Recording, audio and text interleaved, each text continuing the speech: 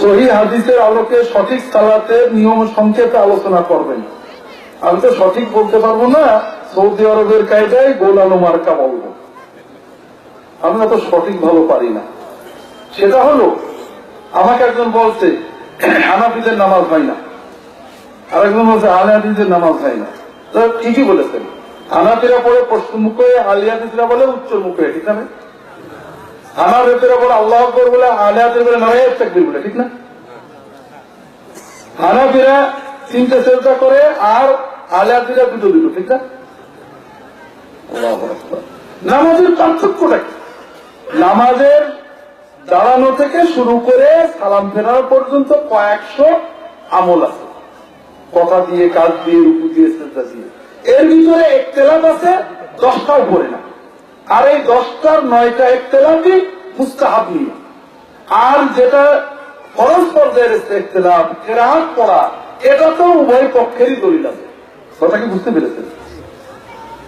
আমরা হানাফি এবং আহলে হাদিস, হানাফিরা নামাজ পড়বে কিবলা মুখে, আহলে হাদিসরা এই মুখে, ঠিক না?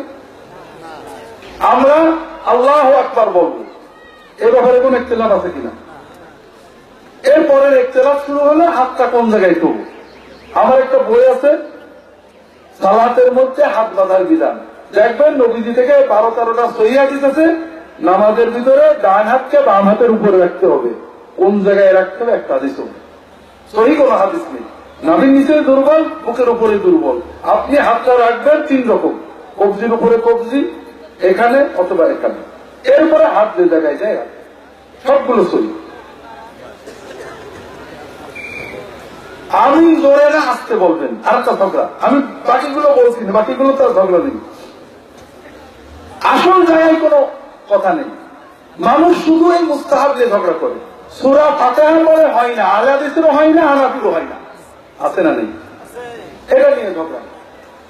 সূরা ফাতিহা পড়ার সুন্নত তরিকা আছে, এটা নিয়ে ঝগড়া নেই। কিন্তু আমিন নিয়ে ঝগড়া, আলহামদু আলা হামদু, আছে না নেই?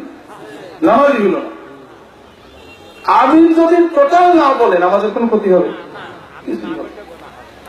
আমিন জোরে সহিহ হাদিস, আস্তের হাদিস মুহাদ্দিসরাই সহিহ বলেছে।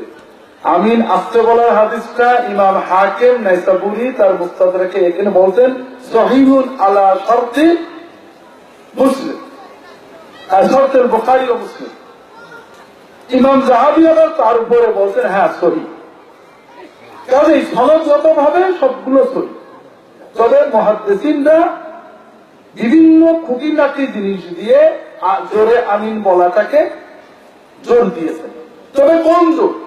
আপনাদের বলি, যে হাদিসে আছে রাসূলুল্লাহ সাল্লাল্লাহু আলাইহি ওয়াসাল্লাম মুআল্লিম বলে আমিন বললেন জোরে, সাহাবীরা তার সাথে জোরে আমিন বলেছেন কোন হাদিস নেই। যেগুলো হাদিসে আছে নবীর সময়ে মসজিদে জোরে আমিন বলা হয়তো মসজিদ গম গম করে উঠত, শেখ মোহাম্মদ নাসিরউদ্দিন আলবানী বলেছেন এই হাদিসগুলো সব জোরে। কাজে আমিন যদি জোরে বলেন এমন ভাবে বলবেন আশেপাশের 2-1 শুনে দেন, আস্তে বলেন দোষ নেই। কিন্তু জোরে আমিন আর আস্তে আমিন নিয়ে যে ঝগড়া, এই ঝগড়া আপনারা করেন। আমাদের এলাকায় ঝগড়া করে মারামারি করে একজন শহীদ হয়ে গেছে।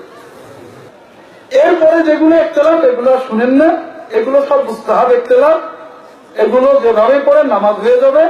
আমাকে একজন গত কবে যেন প্রশ্ন করেছেন যে স্যার নামাজে সেজদায় যাওয়ার সময় হাঁটু আগে দেবো না হাত? আমি বললাম আমাদের সৌদি আরবের এক শেখ ছিলেন, আছে না কোন খুব নাম করা শেখ, সালেহ ইবনে আব্দুল আজিজ আল শেখ, ওনার একটা সুন্দর মন্তব্য আছে, পারলে মাথাটা আগে দাও।